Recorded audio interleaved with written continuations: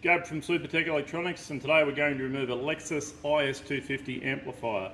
Tools you'll need is a 10mm socket and a plastic spudger with a little V-nut. Okay, now we're going to get started by removing this section here first. Get that out of the way.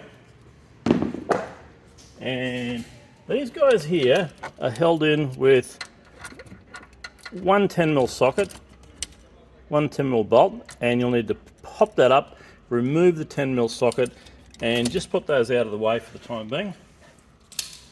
Once you've done that,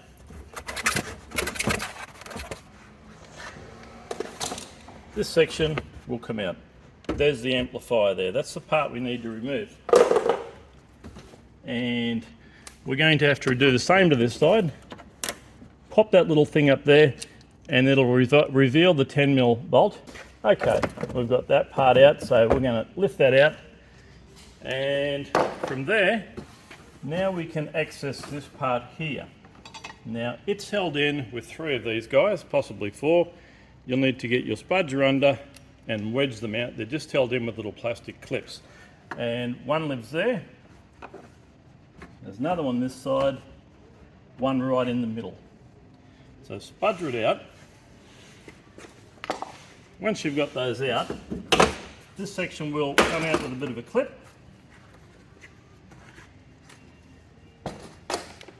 From there, once again, we'll have more of these little plastic guys that hold in that part. So I'll just show you how to get one out. Get your spudger under it and spudger it out. There'll be a few of them. Once you've got those out, you can fold away this, just sort of hold it out of the way, and our amp's already loose, but it will be held in with a 10mm bolt there and a 10mm nut there. Once you've got those 10mm out, you'll need to unplug the amplifier. You can do that by pushing the middle pin. This side's a little different. This side you'll need to wedge that in, at the same time pulling the plug forward.